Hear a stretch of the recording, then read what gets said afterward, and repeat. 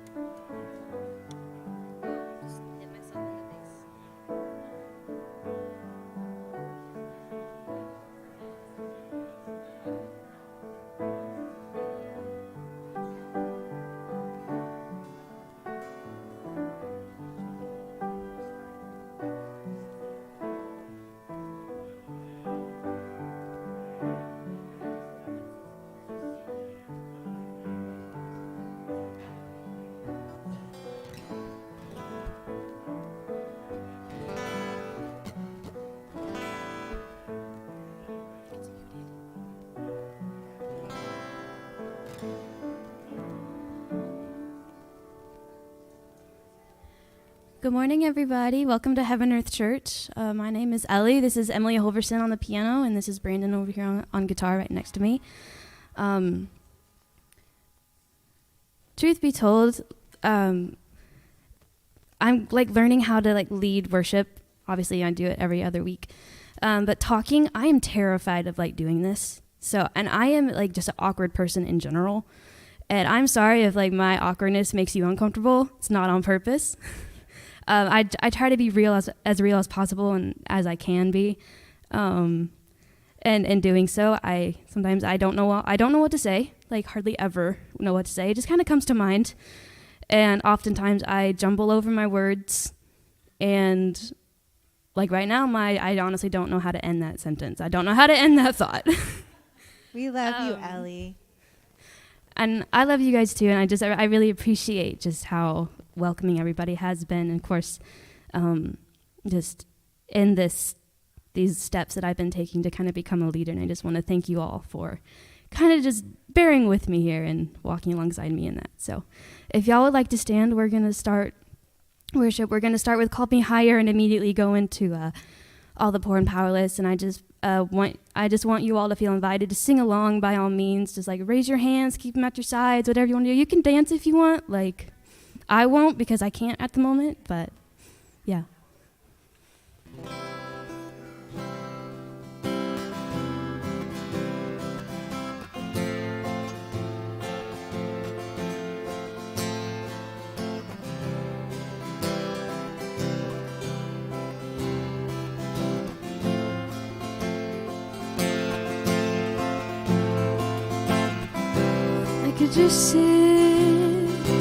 I could just sit and wait for all your goodness, hope to feel your presence. I could just stay, I could just stay right where I am and hope to feel you, hope to feel something again.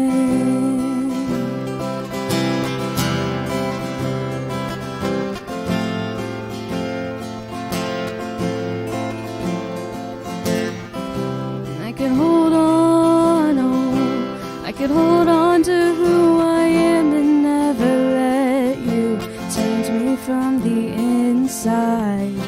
I could be safe, I could be safe here in your arms and never leave home, never let these walls down. But you have called me higher, you have called me deeper, and I'll go where you will lead me, Lord. You have called me higher, you have called me deeper, and I'll go where you will lead me, Lord, where you'll lead me.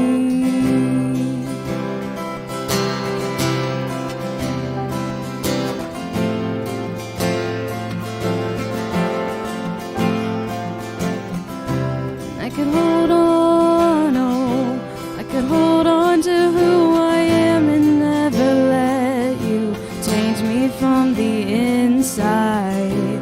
I could be safe, I could be safe here in your arms and never leave home, never let these walls down. But you have called me higher, you have called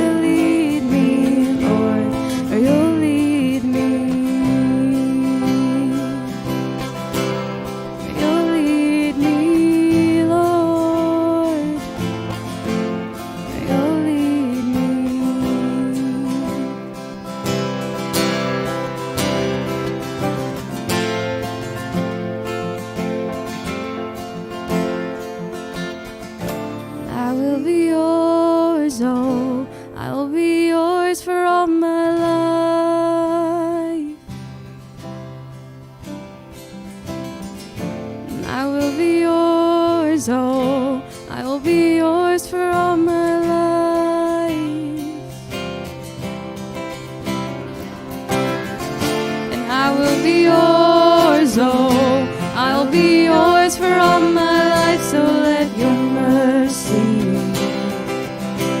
Oh, I will be yours, Lord, I'll be yours for all my life, so let your mercy light the path before me, 'cause you have called me higher, you have called me deeper, and I'll go where you lead me, Lord. 'Cause you have called me higher, you have called me deeper, and I'll go where you will lead me, Lord, where you'll lead me. You'll lead me, Lord, where you'll lead me, where you'll lead me, Lord. Shout it, go on and scream it from the mountains. Go on and tell it to the masses that He is God. All the poor and powerless, and all the lost and lonely, and all the thieves will come confess and know that you are holy, and know that you are holy, and all will sing out hallelujah, and we will cry out hallelujah.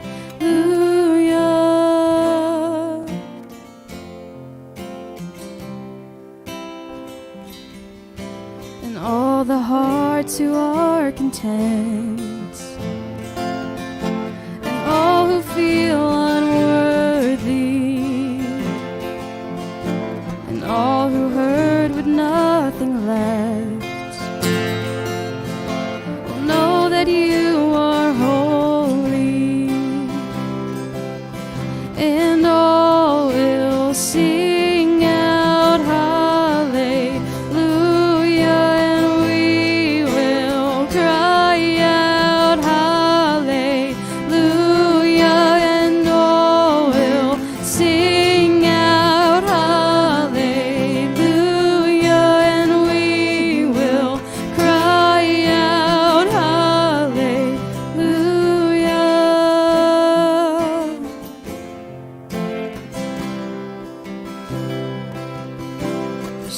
Shout it, go on and scream it from the mountains. Go on and tell it to the masses that He is God.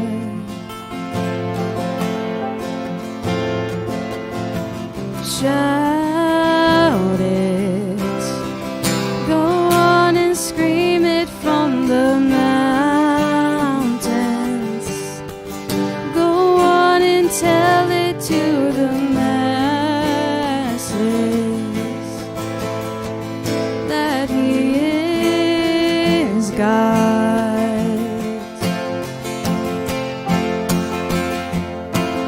Shout it,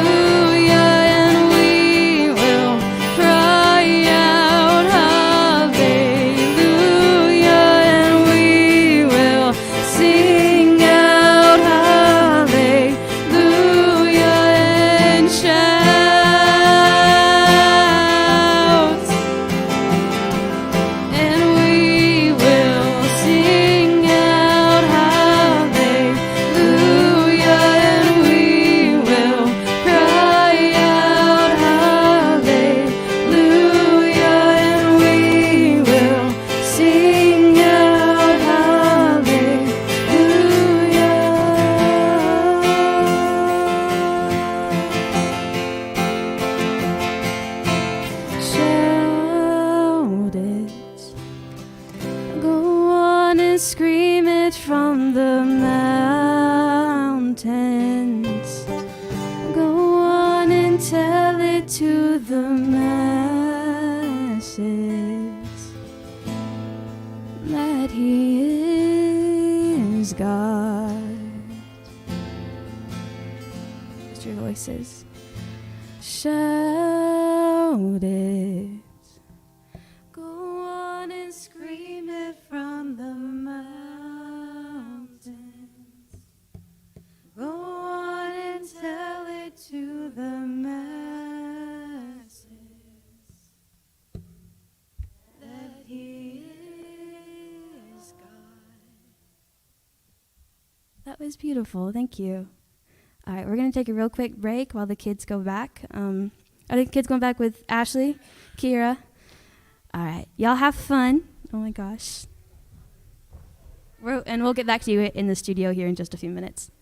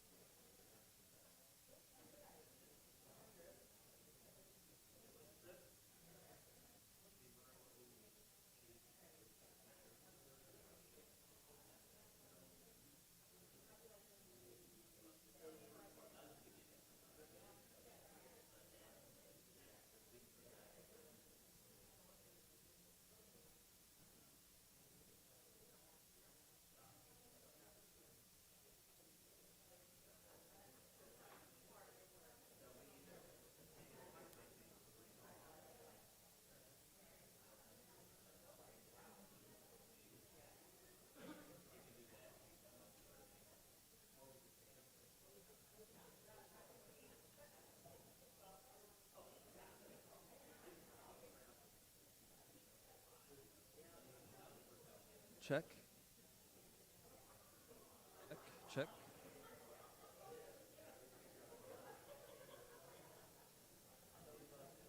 Check, check, check.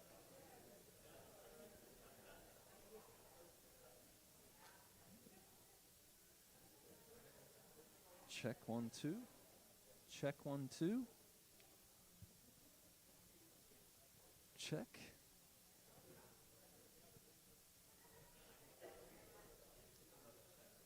Check.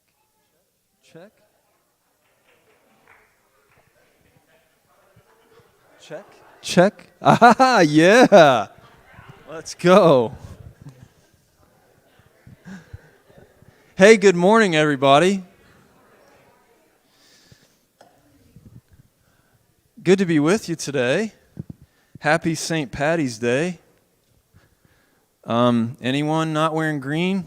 We're going to pinch you. Oh, everyone pinch. Emily Holverson. You're welcome, Emily, yes. Like I said, it's good to be with you. My name's Ross. Welcome those of you online. I'm one of the pastors here. Thanks to the music team. Really appreciate Ellie's authenticity. Just last week we said one of the ways that we can confront pessimism and let go of it is to give up pretending. I said give up pretending for Lent, but I said give up pretending for life. So just appreciate her authenticity, and that's something that's really important to us here. Some announcements, just a couple. Today would be somewhat your last opportunity because we're going to meet and start planning things. If you want to join our garden team, our community garden team, if you've joined that team, would you raise your hand maybe so we can pressure folks into joining, peer pressure them? Yes, okay. It's a cool group. Now, these aren't the only people who will work on the garden, but if you're on the team, you're going to help us, lead the charge. So we have a couple folks who have said that they'd be captains, so they're going to help us map it out, plan it, let us know kind of what we need to do. Then we'll probably have some folks on the team that are like, I don't really know a lot about gardening, but I'll be a consistent helping hand. But everybody will be able to plug in to help, build garden boxes, water, weed, things like that. But if you want to be on the team and serve in that way, help us bless the community through serving and offering produce, you can sign up on the Church Center app. So you just download Church Center, you make Heaven Earth your church, click groups at the bottom, then servant teams, and you'll find the garden team. Church Center app, Heaven Earth Church, click groups, servant teams, and you'll see it there. Or you can just say, hey, Ross, I want to be on the team. I know a guy who can get you in. Second thing, go to the kids slide, pretty please. One of the things that's really important to us is that we don't want our kids here, my kids, any child, to just kind of be an afterthought. We're like, all right, let's just get them out of the room so we can have our adult time. Even though sometimes, honestly, I'm not going to lie, that's not a bad thing. But one of our values is we want to meet people where they are and see them as masterpieces. And that starts with our kids. We want to really invest in this next generation. That requires people who will help us serve in that capacity. Melissa Bryant right there is one of our amazing volunteers. If you want to hear what it's like on a Sunday morning to help out, she can let you know. Basically, what we're trying to do is build a team of people where folks serve once every other month.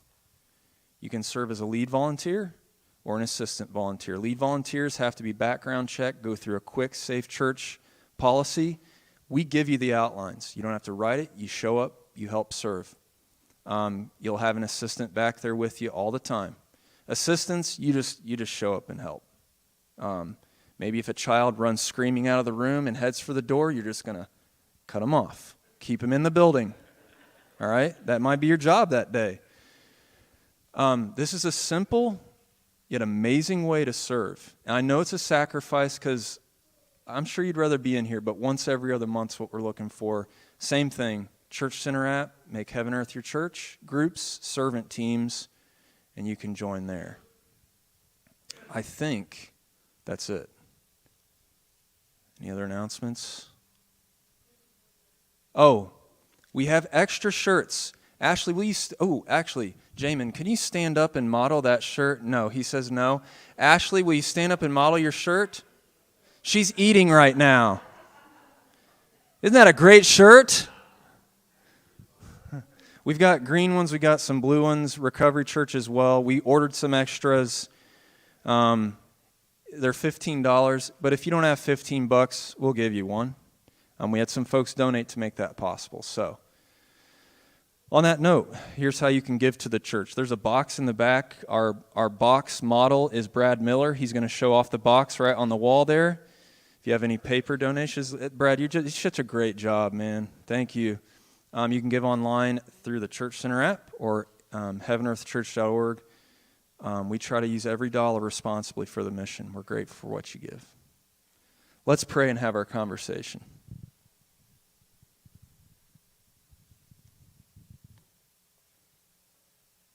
And practice some silence first.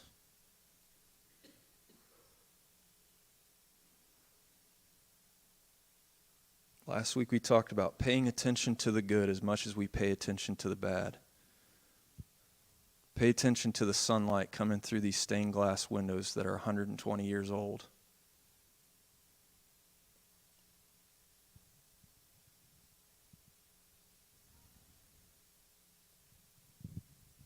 Feel your breath.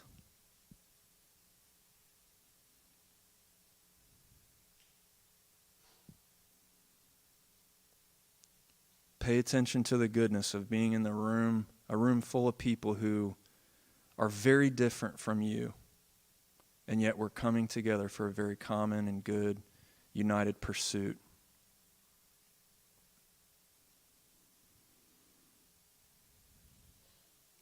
And know that we're not just here learning out of our own strength or capacity, because right now in this prayer, God, I ask that your Holy Spirit would awaken us. Help us see, hear, know, and do something that we could never do on our own. Unite us. Unite us in the good news of Jesus to restore all things. First, us. It's got to start with us, God. We know that from the inside out. And then through us. Amen.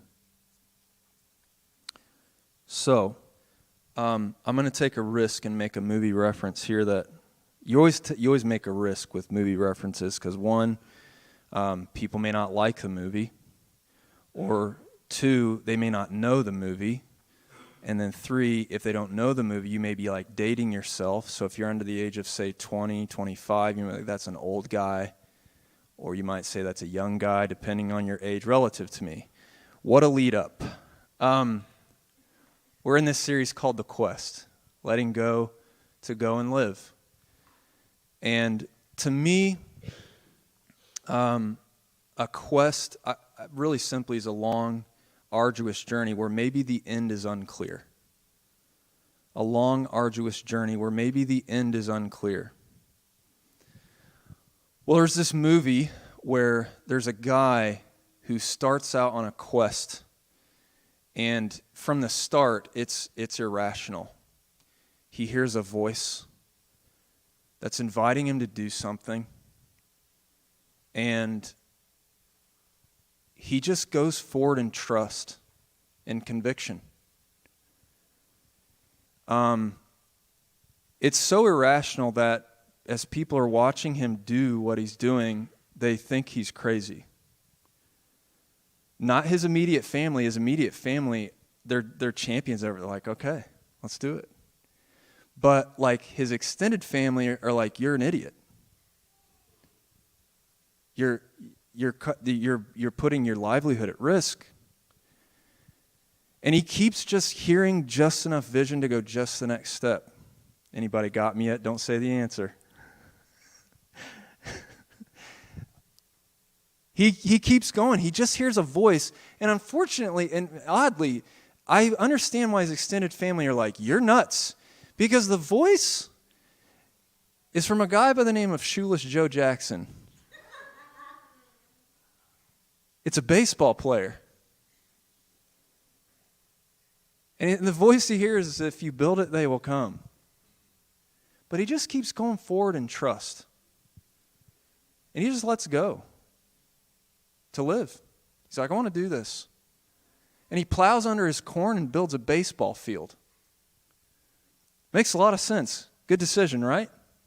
He plows under his livelihood to do this thing that he trusts is the thing to do. He hears a voice telling him, you got to go to Boston because there's some random author out there, played by James Earl Jones, that you got to go in there, act like you got a gun in your pocket, and like take him into your van. So he does that. Because for whatever reason, this guy in Boston is part of the vision. But then, together, they go to Fenway Park. Amazing scene. Amazing. How many been to Fenway Park in the room? It's where it's at, man. My first Major League Baseball game at 9 years old. Mo Vaughn hit one over the Green Monster. Yes. They realize that they got to go from there to Minnesota, I think. No, I think they go to Minnesota for Moonlight Graham. How many people have no idea what I'm talking about right now? All right, just stay with me. It's going to be all right. We're going to get through this. This is the risk of a movie reference, okay? They go to Minnesota. These supernatural things are happening all along. Oh, you can put up the image now if you want. There's Shoeless Joe. These players from like 1918 start, is it 1918, I think? Or 19? Yeah, something like that. They start playing on this field. Supernatural things are happening. But here's the scene that matters. If you're like, I have no idea what's going on, why are you telling us about this movie? Well, go home and watch it. Here's the point. He goes forward in trust. He just keeps like going forward in trust. He doesn't know where it's going to end up. He doesn't know what it's about. He's trying to figure out, why am I doing this? All he's heard are things like, if you build it, they will come. Go the distance. And then one of the last voices he hears is, ease his pain. Whose pain? And then there's this scene where James Earl Jones gets invited to go into the cornfield, whatever this means, awesome metaphor, where all these players go and like disappear. And Kevin Costner's had a question in his heart that's been burning all along he's been on this quest. It's been sitting there the whole time. Anybody know what it is? Shoeless Joe pulls it out of him. Because James Earl Jones gets to go. Gets to go into the corn.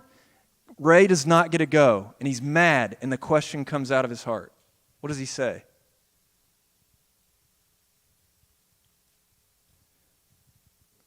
What's in it for me?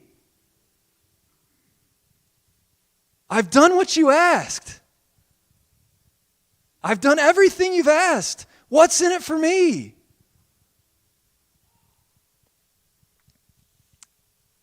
And then, of course, spoiler alert, what's in it for me is, in some supernatural sort of cool metaphor, in the end, the pain he's easing is his father's. You hear about this relationship he and his father had and a falling out that happened. His father appears on the field and they play catch with each other. He never knew that's where it was all headed. And that's what was in it for him. Part of it. And then you see the cars lined up to see this field of dreams. They're coming. Here's my point. There's a slide with some yellow font about quest and questioning. Maybe clear the background first. Thank you. Hey, our man Reed is back there in training today. Give Reed a round of applause. He's talking to a volunteer. The nature of a quest is it involves questioning. Like, if we're going to go on a quest of discipleship with Jesus, we're going to have a similar experience. We're going to get just enough vision to go just the next step. The end is not going to be clear, and we are going to be questioning the whole way through. Now, that's a bizarre thing for us because a lot of us have experienced a Christianity that said that questioning is bad. Has anybody, I don't want to like put you out or anything, but show of hands, had you ever gotten that message in church that questioning is bad? Look at the room. That's majority. That's bizarre because all the disciples ever do the whole time is ask questions. They don't know what's going on. And I want to show you today like some of the questions that they had in their heart. the disciples had in their hearts, and I want to ask you, I want to get you to listen to the questions that you have in your heart. What questions you have as you're considering going deeper in this quest of discipleship. The one thing for today, if you would bring that up, I'm not as good at, Emily's so good at like telling you exactly when to bring up all the slides. I stink at it. There's a bunch of text on a slide. Take a guess, fellas. Good luck. Mikey called me Reverend Fly by the seat of his pants recently. That's rude, Michael. And unfortunately, very true sometimes. Now listen, folks, I'm prepared, okay? I've got a few sheets up here. I really put work in. My slide game ain't as good as Emily's, okay? We are many members, but one body, okay? This has been true in my experience. It may not be true in your experience yet, but hopefully together we can get there.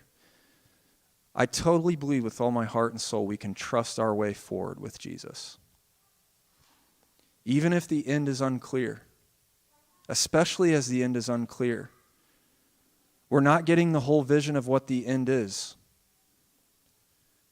Trusting that He is incorporating us into something bigger than us, something wonderful, beautiful, good, and right. Something eternal. I believe that with all my heart and soul. But boy, has it been a hard-won truth. Hard-won. So, I got to tell you the backstory of what we're going to read, and then we'll read it, and then I have a question for you. Are you with me? Backstory. We're in the Gospel of Luke. How many Gospels are there in the Bible? Let's wake up now. How many Gospels are in the Bible? Now, some people are like, well, I don't know, Ross. That's why we said it. Don't want to assume we're on the same page. Matthew, Mark, Luke, and John. We're in Luke. Luke is very different in the sense of Jesus and his guys and gals start off just around their hometown in the first 9 chapters.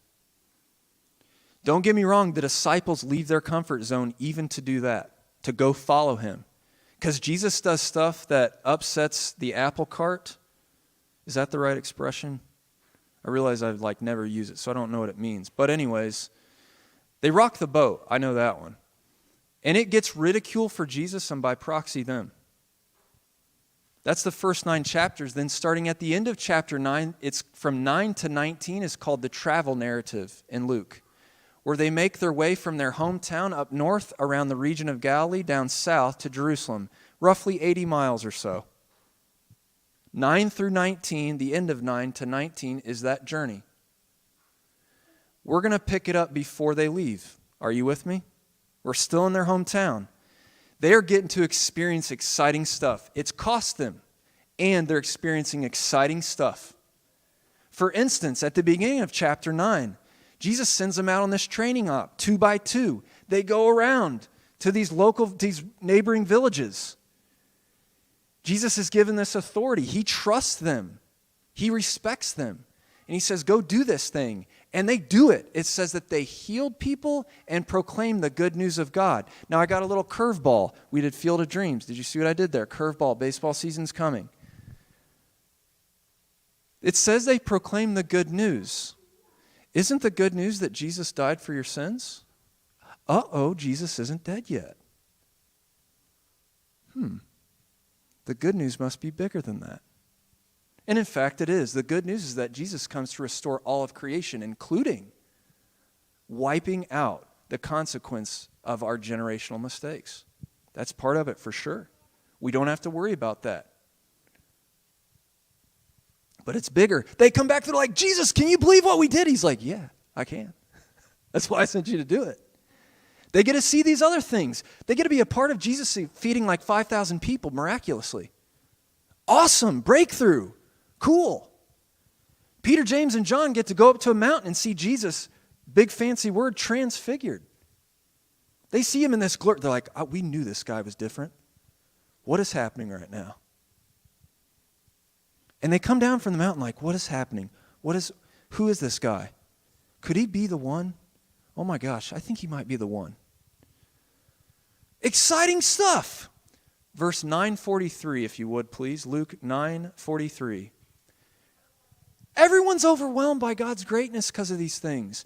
While everyone was marveling at everything he was doing, Jesus said to his disciples, stop, don't go forward yet. Go back, go back, go back. Thank you, guys. Reverend, fly by the seat of his pants. I'm going to get a shirt. Wait, watch this turn. All of us at various points in our life, it won't just happen once. We'll come to these crossroads where we will know that it's time to turn right, turn left, or even turn back. The way actually is not just forward. To keep going is the way we have been going. I've said this many times. C.S. Lewis says that sometimes the most progressive person is the person who learns to turn around the quickest.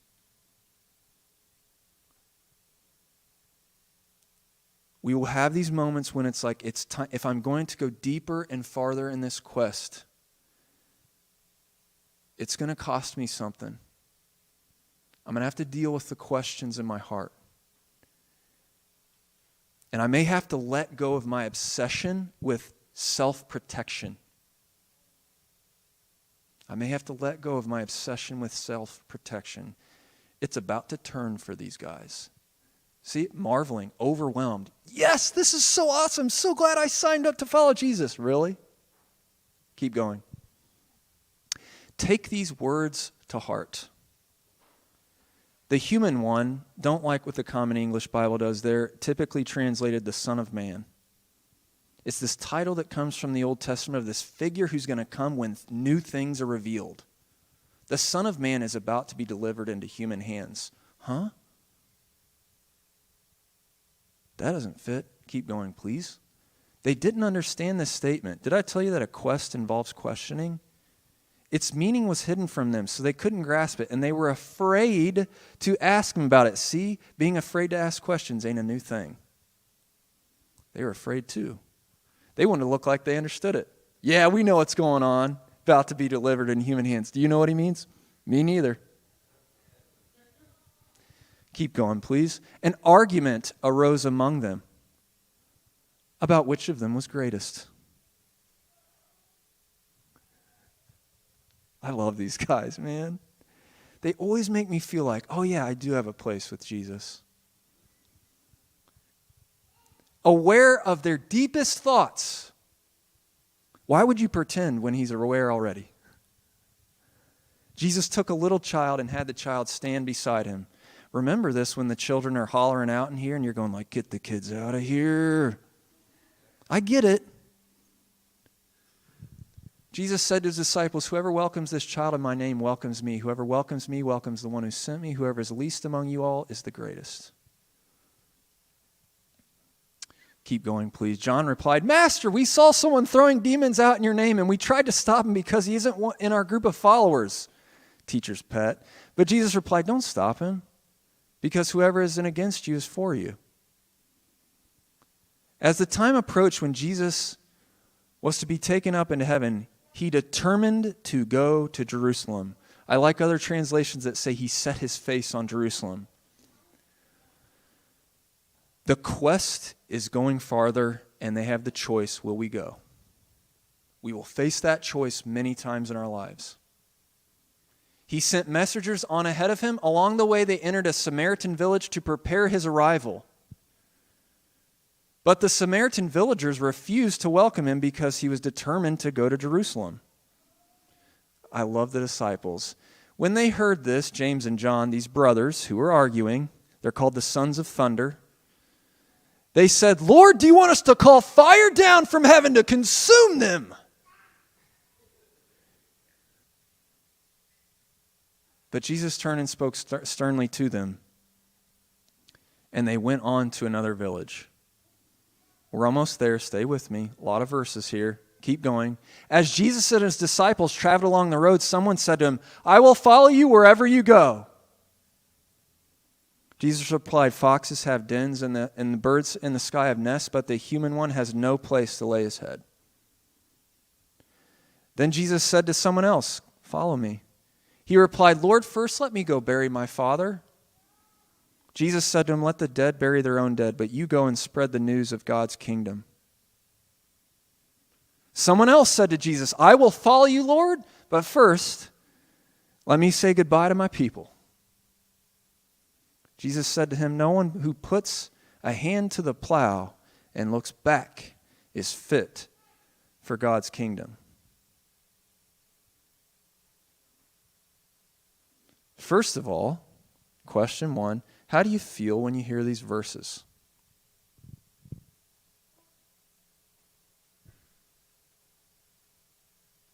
No pretending now. What was it, Joey? Not worthy. Thank you.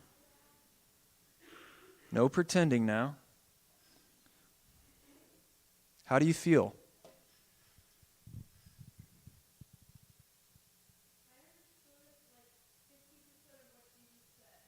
You understood 50% of what Jesus said? You're in better shape than his disciples, buddy. They understood about 10, maybe. Jamin feels confused. Brandon? It seems unempathetic. I'm reminded all the time that Jesus is not from the Midwest. I always say that to you. Melissa?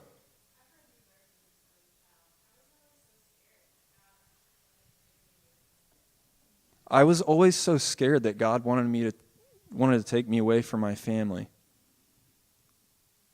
Yeah, to this day I'm like, this is mean. Jesus is being mean.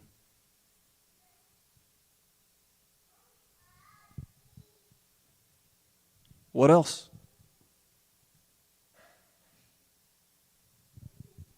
What Ellie says, what is he saying? What does it even mean? What?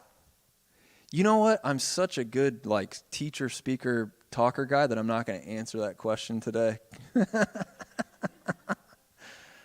I want to normalize the questions as part of what we're doing. You're not going to resolve them all. You read the Bible your whole life. Normalize it. That's what we're doing on Sundays. Michael.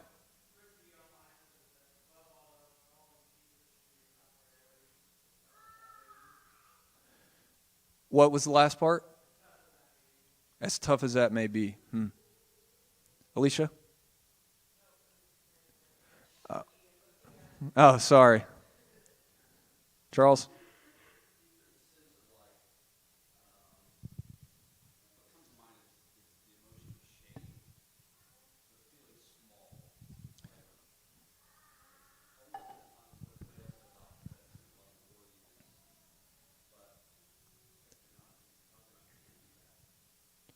There's a sense of shame or unworthiness, smallness.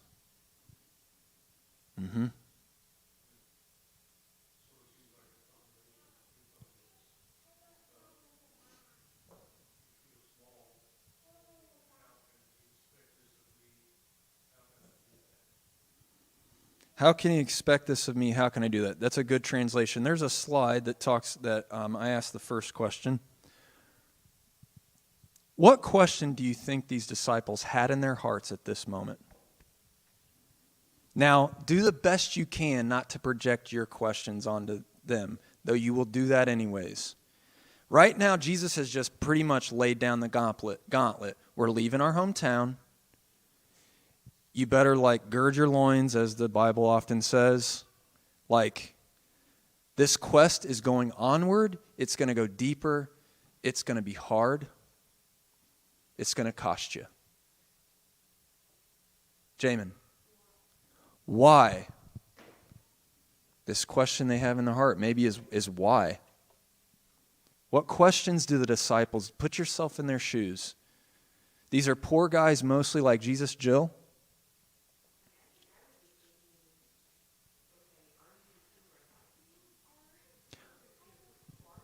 Yeah. Yeah, it's jarring. The question in their hearts might be do I really know this guy? Are you who I thought you were? Questions they have in their hearts, these disciples. What do you think? Am I seriously considering this? Yeah. What is in it for me? You hear it. Which one of us is greatest? What's in this for? What's going to be in this for me? I'm doing this thing that these guys didn't want to do. Apparently, Jesus is describing that from here on. We're not going to have a place to lay our heads at night. I'm in. What's in it for me, though? Just like Ray Kinsella. Field of Dreams, sorry. Back to that. What else? What questions do they have in their hearts? Charles. What the? Oh, did you just, young man? Sheepers. If you can't ask questions in church, you can't do that. Definitely, Charles.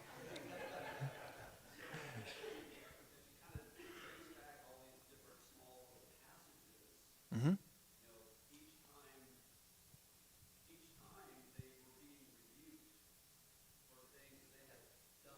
Yeah. Yeah. Yeah.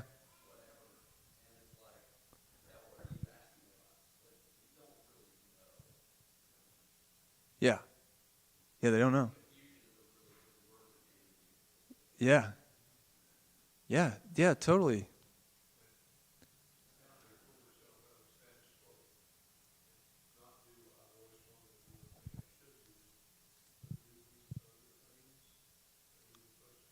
Yeah, so my dad says, like, how do I pull myself out of the status quo and, like, keep going? I'm going to tell you that they already did. They've already jumped out of their comfort zone.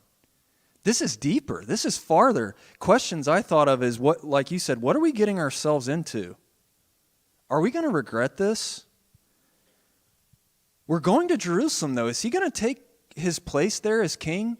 They think that all the way up until the end, Acts chapter 1. They think Jesus has come to take the throne of Jerusalem. They miss it all the way up until that moment. I imagine there's a person there who says, what are we eating for lunch? I know none of you are thinking that right now. I heard a story of a family once who they would sit in church and they would pass notes in the pew asking, where do you want to go to lunch afterwards? No one's ever done that in here, right? There's a guy there who did not hear any of this. And he's like, wait, what did he just say? Is he serious about not having a place to sleep? And why was Jesus so rude to that guy who wanted to bury his dad? Am I fit for this? What is this exactly? He doesn't really need me to go to Jerusalem with him, right? Like, I believe him. Maybe I'll just sit back and see how it plays out and get the report later. I'm still in, right?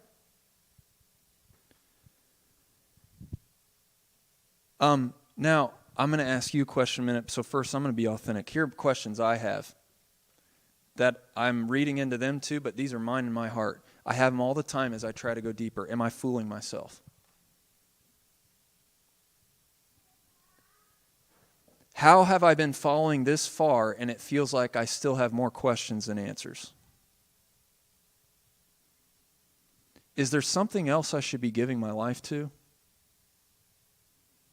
Like, maybe I should have been an engineer or a doctor or a construction worker. Something else. Can I really trust Jesus? Do I really and truly have nothing to fear?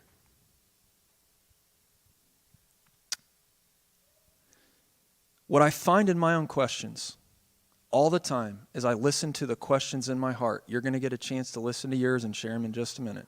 Here's what I find in myself over and over and over again, and sometimes it's for good reason, because of stuff that's happened in my past, experiences I've had in my childhood, experiences I've had in this world. Oftentimes what I'm trying to do is self-protect my way forward. All the time, I am trying to self-protect my way forward. Even my hypochondria at times is a way to self-protect my way forward. Well, if I can just go on Google and find out what disease I have right now, then I'll be able to get to the treatment right now and figure it out. You guys are like, there's something wrong with this guy. There is. Lord, help me. When I look at the questions in my heart, I'm trying to self-protect and control my way forward. I want to make myself safe. Don't get me wrong. Safety is a good thing. We should create safe spaces for each other, especially for people whose safety has been violated. That's a high and holy thing to do. However, there's also this fine line that if we're going to go forward in this quest, go deeper in the journey, we can't just self-protect and control our way forward. It will not work. That's what my questions reveal a lot of the time. Now, what are your questions? As you consider going deeper and further as a disciple of Jesus, whatever that means for you, maybe you don't even know you don't know if you believe it yet. Maybe you've been doing it a long time. For you, what questions do you have in your heart? Give you a minute to ponder that, contemplate.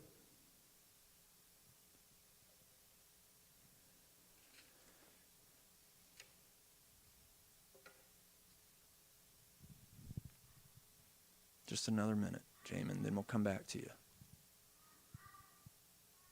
Listen to your heart. Listen to your fears, your questions, your anxiety. What questions do you have deep in your heart? Jim.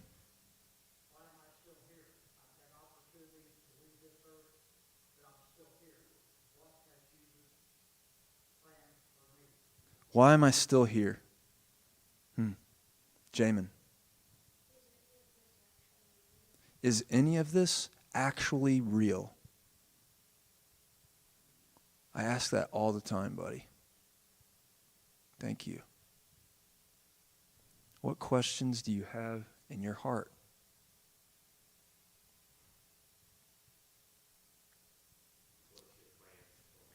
What's your plans for me? Josh.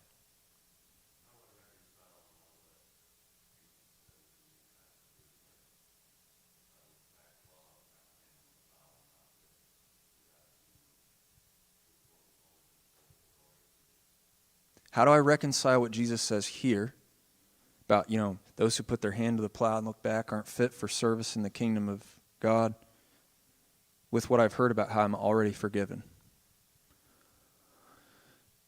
Great question. What questions do you have in your heart? Jill?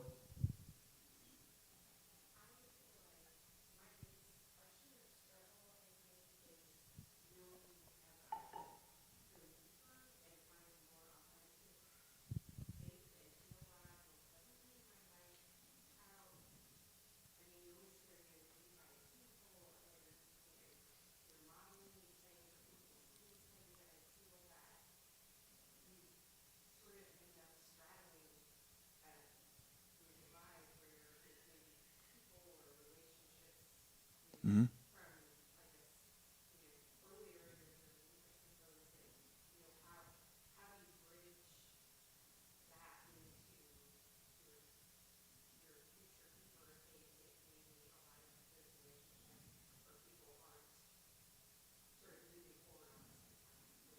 Yeah. How do I reconcile my desire to go deeper in the journey with my inclination that it may distance me from relationships I have or have had? Yeah.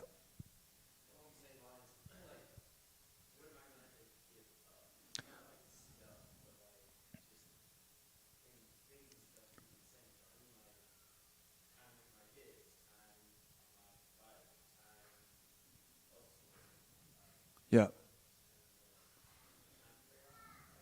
Yeah.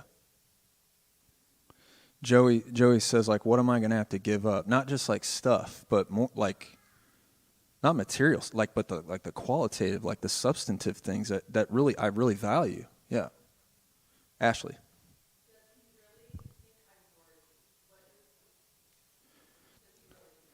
Does he really think I'm worthy?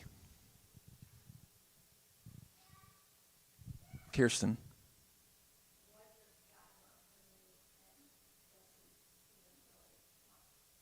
What does God want from me? And does God really want me? Can I just say something real quick? These questions were being asked all the time in the churches in which you grew up and spent your time. They just weren't voiced. Emily. What if I actually don't want to go deeper anymore? Yeah.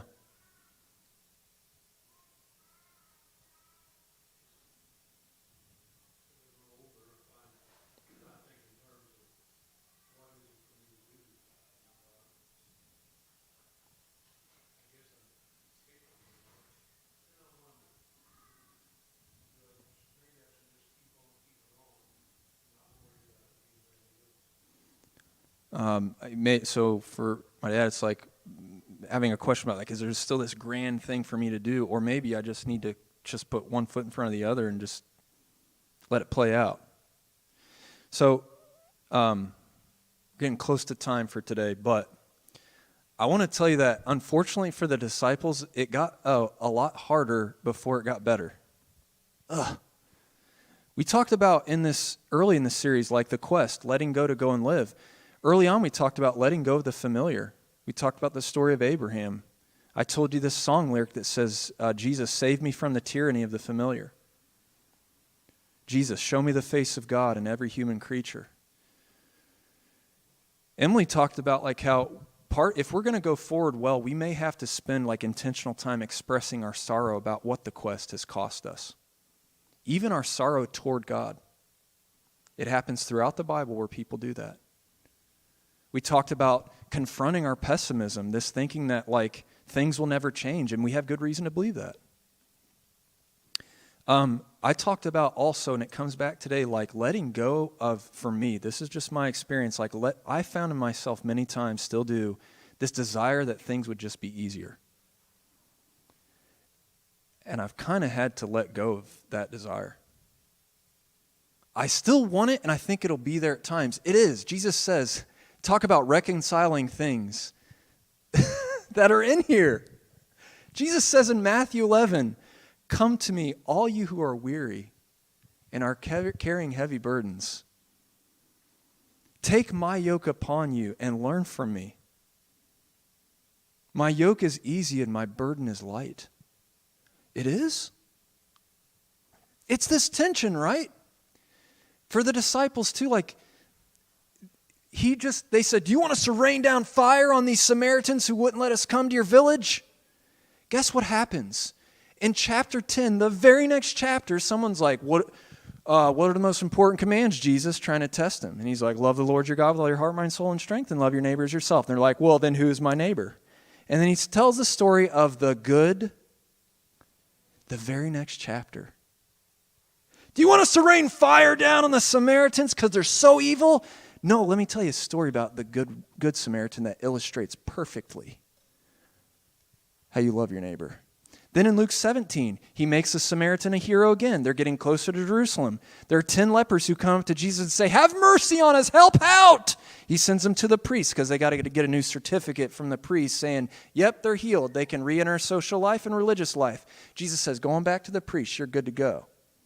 And as they're walking along, they're like, oh my gosh, we're healed. Out of 10 of them, one comes back to say, hey, Jesus, I want to thank you. That one was a Samaritan. It isn't going to get easier for the disciples. It gets harder. I'm going to tell you something really frustrating because that's just the way it is today sometimes, but for me, it's also really, really good. It's my experience. All I can do is give a testimony today. I can't resolve all your questions. Go back to the one thing, if you would, please.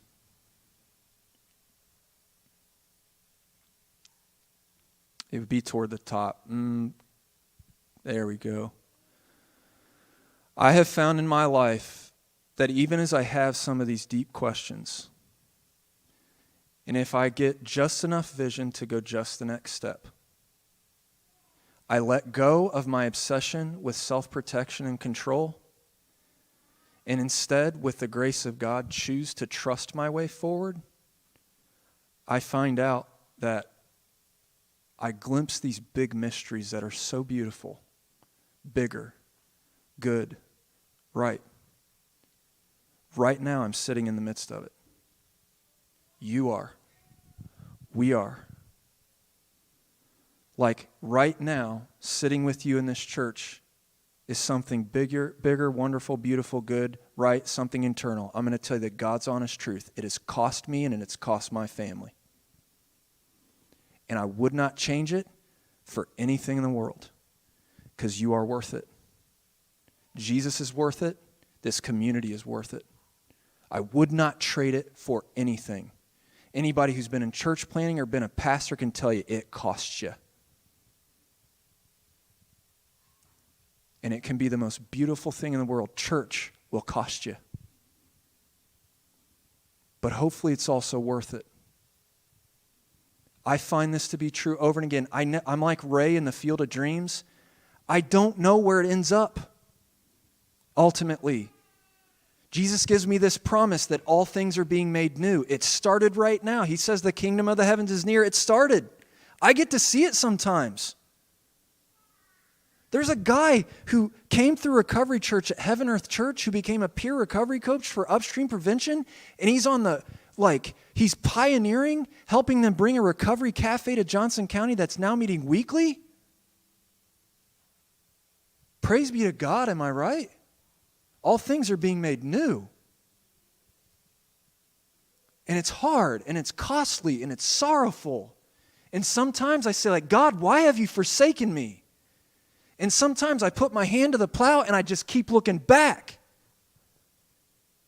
I don't know why he says what he says there, but I know in my experience, I've looked back 1,000 times and he has said, hey, Ross, I love you. Keep coming.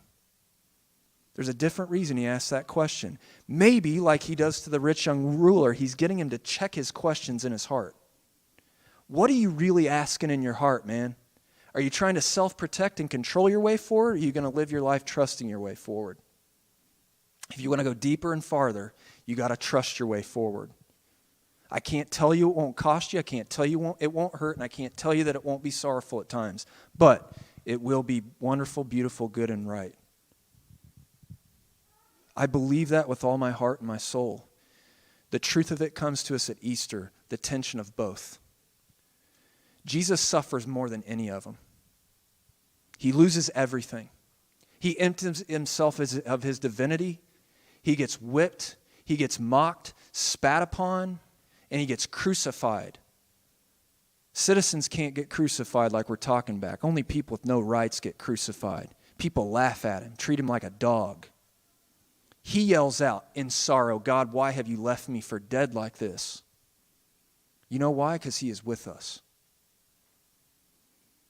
When you don't know what to do with these passages, go to the core ones. That's Jesus' heart. That's who he is. The truth is, if someone really needed to bury their dad, Jesus would be there to help. John 11, he would weep with them. He'd walk with them. He's checking their questions in their heart, maybe. That's not a sufficient answer. He still sounds mean to me there. Maybe. But he says the thing that wins in the end is resurrection. The love of God is stronger than everything, and it will prevail. And I invite you to come with me. Come with me into this quest. Come with me. Follow me. Let this love fill your heart from the bottom to the top until it spills over. Until you share it with the people, even the people you hope that God would rain down fire upon their heads. Share it with them too. Be risen. Help the world be risen. You can trust your way forward. I have two things to leave you with. I know we're at 10:41. Somebody might be asking, where are we going for lunch? Stay with me for 2 more minutes, because here's a so what. I want to ask you, listen, if you have sorrow, and it's been hard, like Emily said, take time to journal that. Don't pretend. I said it last week. Give up pretending for Lent. Give it up for life. Say exactly what you feel to God. It's all over the Psalms. The disciples, frankly, look like morons half the time. And Jesus says, keep on coming. What does it look like for you to surrender again or for the first time? I'm not talking about surrendering because your emotions have been manipulated, like maybe at a church camp you went to back in the day. Everybody's crying. It's like, now everyone come to the cross. Hey, if that was your experience, that's okay. I just had some experiences where I felt like someone was trying to manipulate my emotions. I'm not talking about that, or maybe because you feel pressured. I'm talking about surrendering in your spirit, deep down. I'm talking about letting go of controlling your way forward to embrace trusting your way forward. What does that look like for you? What does it look like for you to surrender deeply in your spirit again or for the first time? And here's some questions that I have for you to help you practice self-examination this week. It's an old school discipline. Take time. If you need to take a picture of this slide, to spend time journaling it, or if you need me to send them out, I'll do it. A lot of times in my journaling, it's a way for me to slow down and practice self-examination, to listen to my sorrow, my doubt, my pain, my fear, my sins. I know that's a charged word for a lot of people, but you know what? It's still true. I am really good at sinning. Do it all day long. Sometimes I need to write down like, man, I need to confess to God, like, God, I've been trying to self-protect my way forward. Here's how I've been doing it. God, in my pursuit for this achievement, to make myself this hero that'll make me worthy, I've used people as a means to an end. So help me. Journal that all the time. Ross, you've never used me as a means to an end, have you? Never. If I let my questions in my heart rule, I'll use anyone as a means to an end because I'm trying to protect myself. How have I been controlling and self-protecting my way forward? What were my reasons? Some of them may be good because I went through this childhood trauma that taught me that I'm never safe. If I'm going to have safety, I better make it. How have I been controlling and self-protecting my way forward? What were my reasons? And finally, what do I want to say to God out of my heart and soul that will help me trust my way forward? Maybe it's a lament. God, why have you forsaken me? Why is this so hard? Maybe it's a confession. God, honestly, here's what I've been up to in my heart and my life. I need help. I encourage you to practice this week. Lent is a time for self-examination for the sake of liberation.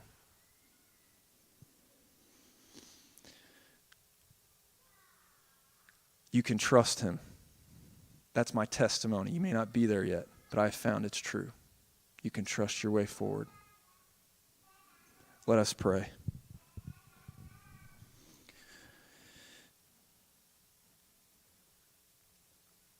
God, we believe. Help our unbelief. We have seen the bad. We have seen the evil and the hard. Help us. Help us to pay attention also to the good. Give us your grace to go deeper and farther in this quest. Where there is death, and there is also resurrection. We're trying to walk to Easter.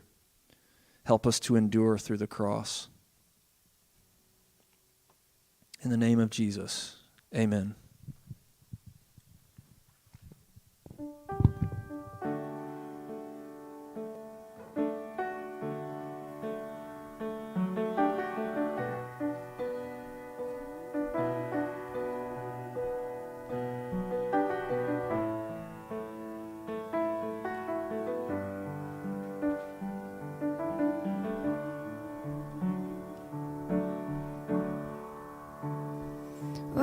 You striving these days? Why are you you trying to earn grace? Why are you crying? Let me lift up your face. Just don't turn away. Why are you looking for love? Why are you still searching as if I'm not enough? So where will you go, child? Tell me, where will you run? Where you gonna run? 'Cause I'll be by your side wherever you fall in the dead of night. Whenever you call, and please don't fight these hands that are holding you. Yeah, my hands are holding you.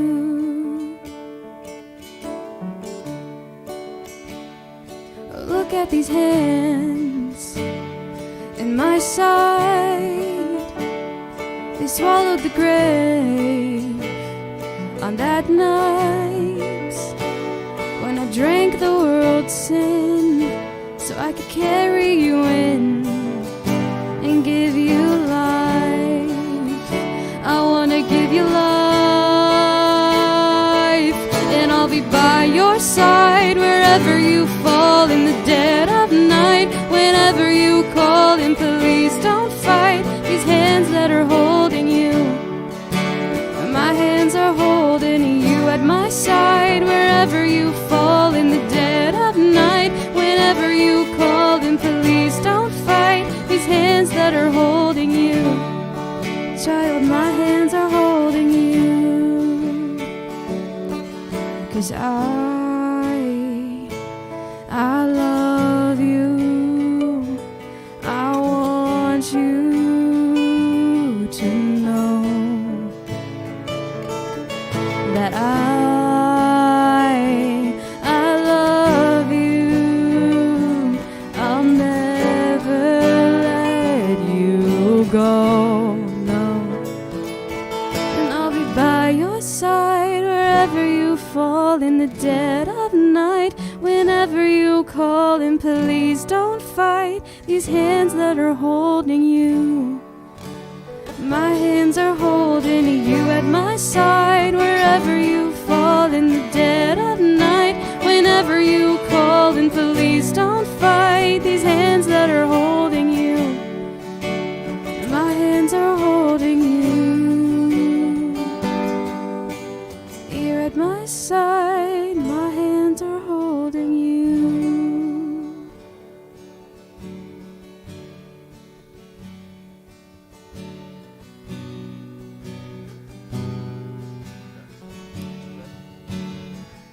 Check, check. Yeah.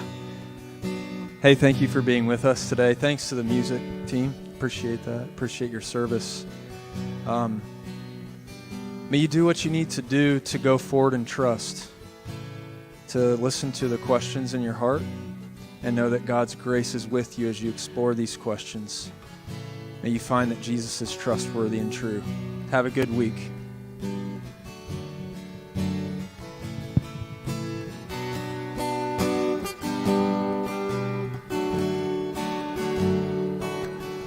I'll be by your side wherever you fall in the dead of night. Whenever you call, and please don't fight these hands that are holding you. Yeah, my hands are holding you at my side wherever you fall in the dead of night. Whenever you call, and please don't fight these hands that are holding you.